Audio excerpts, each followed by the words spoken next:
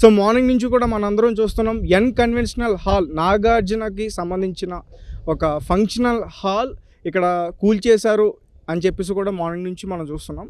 అయితే ఇప్పుడు నేను దాన్ని మీకు చూపించే ప్రయత్నం చేస్తా, ఒకసారి చూడండి. సో అది ఒకప్పటి ఎన్ కన్వెన్షనల్ హాల్. సో దాన్ని ఇప్పుడు కూల్చేశారు. సో దీన్ని కూల్చేయడానికి రీజన్ ఏంటంటే ఇదంతా కూడా ఒకప్పుడు పెద్ద చెరువు. సో దీని మీద రాళ్ళు మట్టి సగభాగం పూడ్చి దానిపైన దాన్ని కబ్జా చేసి దానిపైన ఆ హాల్ని కట్టారని చెప్పేసి దాన్ని కూల్చేస్తున్నారంట. అలాగే ఇంతకుముందు కూడా చాలాసార్లు దానికి నోటీసులు ఇచ్చారు. సో నోటీసులు ఇచ్చిన ఎవరు కూడా రెస్పాండ్ అవ్వకపోతూ సో ఈరోజు శనివారం మార్నింగ్ మొదలుపెట్టారు పని. కరెక్ట్గా 2 గంటల్లో అసలు ఒకప్పుడు ఏముండేది అనే రూపురేఖలు లేకుండా మొత్తం కూడా కూల్చేశారు. సో దీనిపైన రేవంత్ రెడ్డి ప్రభుత్వం చాలా సీరియస్గా యాక్షన్ తీసుకుందనమాట. ఇదంతా కూడా ఒక హైడ్రా చేస్తుంది. సో చూస్తే దీన్ని కూల్చేయడానికి ప్రధానమైన రీజన్ ఏంటంటే దీన్ని కబ్జా చేసి దీనిపైన కట్టడం. అలాగే ఇంకొక రీజన్ ఏంటంటే మన హైదరాబాదులో వర్షం వస్తుంటే ఆ వర్షం వచ్చిన తర్వాత వాటర్ అంతా కూడా రోడ్ల మీద నిలిచిపోతుంది, ఎక్కడికి వెళ్ళట్లే. ఫ్లో ఒక అంటే లోతట్టు ప్రాంతాలకి వెళ్ళి ఆ వాటర్ చేరుకోవాలి, కానీ అలా చేరుకోవట్లా. ఎక్కడైతే వాన పడుతుందో అక్కడే ఉండిపోతుంది. సో అసలు దీన్ని ఎలా అరికట్టాలి, దీన్ని ఎందుకు మనం పరిష్కరించలేకపోతున్నాం? అప్పుడు ఇలాంటి విషయాలన్నీ కూడా బయటకు వచ్చాయంట. ఓహో, ఒకప్పుడు హైదరాబాద్లో చెరువులు ఉండేటివి, నిజంగా చాలా చెరువులు ఉన్నాయంట ఒకప్పుడు. నైజాం ఆ టైంలోనే కొన్ని చోట్లలో కాలువలు ఉండాలి, చెరువులు ఉండాలని చెప్పేసి ఒక డిజైన్ చేసే ఒకప్పుడు ఇదంతా కూడా ఉంచారు. కానీ దాని తర్వాత సిటీ కొంచెం డెవలప్ అవ్వడంతో ఇక్కడ భూమి రేటు బాగా పెరగడంతో సో ఏదో రకంగా ఇక్కడ ఒక పెద్ద బిల్డింగ్ లేపాలి, పెద్ద బిజినెస్లు చేయాలి అని చెప్పేసి కొంతమంది వ్యక్తులు, అంటే పర్టికులర్గా నాగార్జున గారు కాదు, అలా చాలామంది రాజకీయవేత్తలు కూడా ఉన్నారు. సో కొంతమంది వ్యక్తులు ఇలాంటి ఘటనలకు ఎక్కువగా పాల్పడ్డారు. సో ఇప్పుడు వాళ్ళందరి పరిస్థితి కూడా ఇలానే అవుతుంది. దాదాపు హైదరాబాదులో ఇలాంటి చెరువులు దగ్గరగా 180 ఎన్నో ఉన్నాయంట.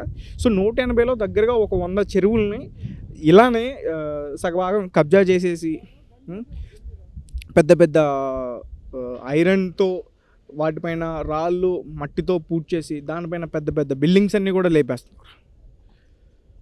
కాబట్టి రేవంత్ రెడ్డి ప్రభుత్వం సీరియస్గా యాక్షన్ తీసుకుని ఈ ఎన్ కన్వెన్షనల్ హాల్తో మొదలుపెట్టిందని చెప్తున్నారు. కానీ దీనికన్నా ముందు ప్రముఖ రాజకీయ నాయకుడు దానం నాగేంద్ర గారు, ఆయనకి సంబంధించి కూడా ఇట్లానే నోటీసులు ఇచ్చారు. దాని తర్వాత ఆయన సీరియస్ అయ్యారు. ఈ హైడ్రాకి సంబంధించి ఎవరైతే రంగనాథ్ గారు ఉన్నారో ఆయన మీద సీరియస్ అయ్యారు. సీరియస్ అయిన తర్వాత రేవంత్ రెడ్డి గారు మళ్ళీ ఆయనకి స్పెషల్గా నోటీస్ పంపించారంట. సో ఎవరిని కూడా వదిలిపెట్టేదే లేదు, మహా పెద్ద నాయకులు ఉన్నారు, సినిమా ఇండస్ట్రీకి సంబంధించిన వ్యక్తులు ఉన్నారు అని చెప్తున్నారు. కాకపోతే ఏంటంటే ఇది కొంచెం నాగార్జున గారికి చెందింది కాబట్టి సినీ పరిశ్రమలో కొంచెం బాగా మంచి పేరుంది కాబట్టి ఇది కొంచెం బాగా వైరల్ అవుతుంది. సో మొత్తానికి ఏంటంటే ఇలా అక్రమంగా కబ్జా చేసి కట్టడం అనేది తప్పు. అలాగే ఈ చెరువులోకి నిజానికి అంటే ఆ వాటర్ ఫ్లో, ఇలాంటి చెరువులు ఉంటే హైదరాబాదులో ఎక్కడ కూడా రోడ్లపైన మనం వాటర్ చూడాల్సిన పరిస్థితి ఉండదు.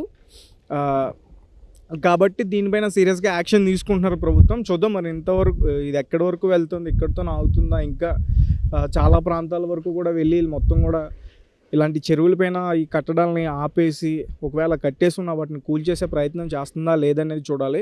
ఇప్పటివరకు కూడా ఈ హైదరాబాద్ ప్రజలైతే రేవంత్ రెడ్డి గారిని మెచ్చుకుంటున్నారు. ఎందుకంటే మార్నింగ్ ఇలాంటి పనులు చేయడం నిజంగా చాలా డేర్ అనే చెప్పాలి. ఎందుకంటే ప్రజల వైపు ఉండి ప్రజల పక్షాన ఉండి వాళ్ళ బాగోగులు చూసుకోవడానికి ప్రయత్నించారనే చెప్పుకోవచ్చు. ఎందుకంటే చెప్తున్నా కదా, వాటర్ నిలిచిపోవడం వల్ల చాలామంది ఇబ్బందులు పడుతున్నారు. ఆటో లేకపోతున్నాయి, కారు లేకపోతున్నాయి, తీవ్రమైన ట్రాఫిక్ అవుతుంది మన హైదరాబాద్లో. సో అంటే ఆ వాటర్ అంతా కూడా ఇలాంటి చెరువుల్లోకి చేరుకుంది అనుకోండి, నిజంగానే ప్రజలకి ఒక మంచి పరిష్కారం కదా. సో ఆ రకంగా రేవంత్ రెడ్డి గారిని చాలామంది మెచ్చుకునే ప్రయత్నం చేస్తున్నారు. అలాగే మరికొంతమంది ఏంటంటే నాగార్జున గారు ఒకప్పుడు జగన్మోహన్ రెడ్డి గారి ఫ్రెండ్ కాబట్టే రేవంత్ రెడ్డి గారు సీరియస్గా యాక్షన్ తీసుకున్నారు దీనిపైన అని చెప్పేసి అంటున్నారు. తప్పండి. దీనికన్నా ముందు ఆల్రెడీ ఇక్కడ చెందిన హైదరాబాద్కి చెందిన దానం నాగేంద్ర గారు ఒకప్పుడు బీఆర్ఎస్ నాయకుడు, ఇప్పుడు కాంగ్రెస్ పార్టీలో ఉన్నారు. ఆయనకు సంబంధించిన దానిపైన కూడా ఇలాగే యాక్షన్ తీసుకున్నారు. దానిపైన ఇద్దరు కూడా సీరియస్ అయ్యారు. సో చూస్తున్నాం కదా. అలాగే నాగార్జున గారు అలాగే నాగ చైతన్యకి సంబంధించిన చాలామంది అభిమానులు కూడా ఆందోళన చేస్తున్నారు. అండ్ రీసెంట్గా ఇంకొక వార్త ఏంటంటే ఇప్పటివరకు మనం చూసాం వేణుస్వామి గారు బయట ఎంత వైరల్ అవుతున్నారో. ఆయన ఒక మాట అన్నారు, అంటే రీసెంట్గా నాగ చైతన్య గారికి సువిధ గారికి ఎంగేజ్మెంట్ అయింది. అయిన తర్వాత వాళ్ళిద్దరు జాతకాలు బాగాలేదు అని చెప్పేసి అన్నారు. సో చాలామంది కూడా ఆమె వాళ్ళ ఇంట్లో అక్కినేని గారి ఇంట్లో ఎంట్రీ అయిన తర్వాత శోభిత అందుకే ఇట్లాంటివి జరుగుతున్నాయని చెప్పేసి చాలామంది కామెంట్స్ చేస్తున్నారు. సో దయచేసి అలాంటివి చేయొద్దండి. ప్రభుత్వం సంబంధించింది కాబట్టి ప్రభుత్వం యాక్షన్ తీసుకుంటుంది. సో దీనిపైన ఇప్పటివరకు నాగార్జున గారు ఎటువంటి క్లారిటీ ఇవ్వలేదు. బయటకు వచ్చి కూడా మీడియా ముఖంగా ఆయన మాట్లాడలేదు. సో మాట్లాడతారని నేను అనుకుంటున్నా.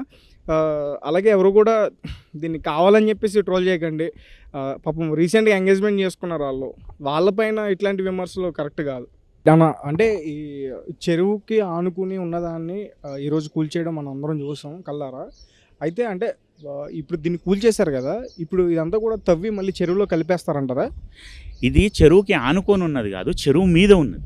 ఎన్ కన్వెన్షన్ అనేది చెరువుకి ఆనుకొని లేదు, చెరువు మీద కట్టిండ్రు. చెరువులో ఉన్న 5 ఎకరాల చెరువు పైన కట్టింది ఎన్ కన్వెన్షన్. ఈ చెరువు పైన కట్టిన దాన్ని కూల్చేసిరు.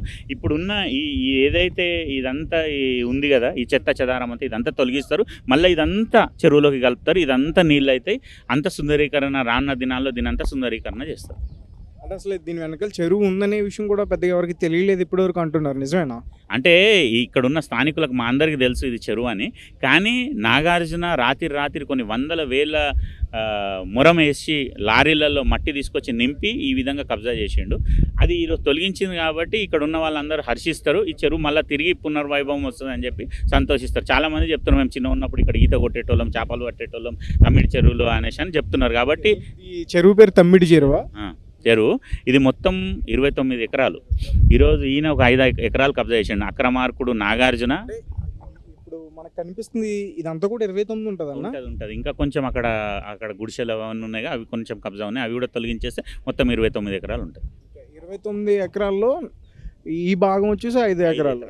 5 ఎకరాలు నాగార్జున ఆక్రమణ చేసింది 5 ఎకరాలు. అంటే దీన్ని ఎలా చూస్తున్నారని అంటే ఇక్కడ ప్రభుత్వం సీరియస్గా యాక్షన్ తీసుకుని ఈరోజు మొత్తం కూడా తొలగించే ప్రయత్నం చేశారు. అవును, ఖచ్చితంగా ఈరోజు హైడ్రా ఏదైతే చేస్తుందో పని, హైడ్రా కమిషనర్ రంగనాథ్ గారి ఆధ్వర్యంలో చేస్తున్న పని చాలా మంచిదని నా అభిప్రాయం. ఇలాగే చేసుకుంటూ పోవాలి. ఎక్కడెక్కడైతే చెరువులు ఉన్నా అవన్నీ కూల్చుకుంటూ పోవాలి, నేలమట్టం చేయాలి, నాలాల పైన ఉన్న కబ్జాలు కూడా తొలగించాలి. ఈ చెరువు నుంచి ఇంకో చెరువుకున్న లింక్ ఏదైతే నాలా ఉందో అది కూడా కబ్జా ఉంది. ఒక బీజేపీ ఎంపీ దాన్ని కబ్జా చేసిర్రు కాబట్టి అది కూడా తొలగిస్తే మంచిదని నా అభిప్రాయం. నాలానే ఎట్లా కబ్జా చేయగలుగుతారు? ఎట్లా కబ్జా చేస్తున్నారంటే చేస్తున్నారు. బీఆర్ఎస్ ప్రభుత్వం ఏమైనా చేయనిచ్చింది, వాళ్ళు ఇష్టం వచ్చినట్టు చేయనిచ్చారు. వాళ్ళు ఏది పడితే చేయనిచ్చారు, వాళ్ళకు అనుకూలంగా ఉండడానికి ఏది పడితే చేయనిచ్చారు కాబట్టి ఇష్టం వచ్చినట్టు జరిగింది. అట్లా కాకుండా ఈరోజు నార్మల్గా ఈరోజు కాంగ్రెస్ ప్రభుత్వం ఏదైతే వచ్చి అందరికీ న్యాయం చేయాలి, ఎక్కడెక్కడైతే అక్రమార్కాలు ఉన్నాయో, ఎక్కడెక్కడైతే ఆక్రమణ జరిగిందో ఇవన్నీ తొలగిస్తుంది కాబట్టి ఇవన్నీ తొలగిపోతాయి. ఈ చెరువుకి ఇంకొక చెరువుకి నాలా ఉందంటున్నారు కదా, కనెక్టివిటీ ఎక్కడది? ఆ చెరువు ఎక్కడ ఉంది? ఇది దీని తర్వాత ఉంటుంది చెరువు, దీని తర్వాత ఉంటుంది. ఇక్కడ ఈ ఏదైతే కనెక్టివిటీ ఉందో ఆడనాల అది డీకేఆర్ అదే ఎంపీ బీజేపీ ఎంపీ గారు తాలూకా వాళ్ళు ఎవరో ఉన్నారు, వాళ్ళు కబ్జా పెట్టిరంటారు. అది కూడా తొలగిస్తే మంచిది. దానిపైన కూడా కంప్లైంట్ ఇవ్వబడ్డది కాబట్టి హైడ్రా ఈరోజు కాకపోతే రేపు రానున్న దినాల్లో ఖచ్చితంగా దీనిపైన యాక్షన్ తీసుకుంటారు. సో అంటే మొత్తం కూడా పక్కకు తీస్తారు కాబట్టి అంటే ఎలాంటి యూజెస్ ఇప్పుడు మనం చూడొచ్చు అన్న ఇక్కడి నుంచి ఈ ప్రాంతం నుంచి? ఇది ఇప్పుడు యూజ్ వస్తుంది అంటే వాటర్ బాడీస్ నీళ్లు ఉండడం వల్ల, చెరువు నిండా నీళ్లు ఉండడం వల్ల చుట్టుపక్కల ప్రాంతాలందరికీ బోర్లలో వాటర్ వస్తుంది. ఇప్పుడు మీరు గడిచిన కొన్ని రోజుల క్రితం బెంగళూరులో మనం చూసుకున్నాం, నీళ్ళకి ఎంత కొరత వచ్చింది, ఎంత ఇబ్బంది అయింది, కొట్లాడుకున్నారు, నీళ్లు వారానికి ఒకసారి స్నానాలు చేసుకునే పరిస్థితి వచ్చింది. అలాంటి పరిస్థితి మన హైదరాబాద్కి రావద్దంటే ఈరోజు ఈ చెరువులను కబ్జాలు ఆపాలి, ఈ చెరువుల కబ్జాలు ఆపాలి, కుంటల కబ్జాలు ఆపితేనే రానున్న దినాల్లో వాటర్ బాడీస్కి ఇబ్బంది రాదు, వచ్చే తరాల వారికి ఇబ్బంది రాదు. కాబట్టి ఏదైతే హైడ్రా చేస్తున్న పని ఇది మంచి పని. ఈ ఆక్రమణలు తొలగించేయాలి, చెరువులు పెద్దగా కావాలి, తిరిగి పునర్వైభవం చెరువులకు రావాలి, సుందరీకరణ జరగాలి. ప్రభుత్వం ఏదైతే చెప్పిందో అదంతా చేస్తానని నేను నమ్ముతున్నాం. హైడ్రా ఇక్కడితో ఆగదు, ఎక్కడెక్కడైతే కబ్జాలు అవన్నీ తొలగిస్తుంది. అంటే దాదాపు చాలామంది కూడా హైదరాబాద్ మొత్తం డెవలప్ అయ్యి 40 years అబోవ్ అవుతుంది. కొన్ని అయితే 20 years లోపే ఆల్రెడీ కట్టుకున్నవి ఉన్నాయి. సో వాటన్నిటిని ఇప్పుడు తొలగిస్తే వాళ్ళు హైకోర్టుకి అక్కడికి వెళ్తూ ఉంటున్నారు కదా. ఏ కోర్టుకి వెళ్ళినా హైడ్రా ఫుల్ ఫోర్స్ తోటి వస్తుంది. హైకోర్టు కూడా నిన్న కేటీఆర్ పోయినట్టున్నాడు. అక్కడ కూడా హైకోర్టు లేదు హైడ్రాని ఆపేది లేదు, ఆ జియో ప్రకారం వాళ్ళని ఆపడానికి వీల్లేదు అనేసి అని చెప్పారు. కాబట్టి హైడ్రా ఆగదు. కాంగ్రెస్ ప్రభుత్వం ఆగదు, హైడ్రా ఆగదు. రేవంత్ రెడ్డి గారు ఎవరికి భయపడే వ్యక్తి కాదు. కాబట్టి రేవంత్ రెడ్డి గారు ఏదైతే అనుకున్నాడో చెరువులు తిరిగి పునరుద్ధరిస్తా అని, నాలాలు తిరిగి పునరుద్ధరిస్తా అని, గవర్నమెంట్ స్థలాలు ఎక్కడెక్కడైతే కబ్జాలు అయినాయో వాటన్నిటి నుంచి కబ్జాలు తొలగిస్తా అని ఆయన ఏదైతే అన్నాడో చెప్పిండో మాట అవన్నీ నెరవేరుతాయి.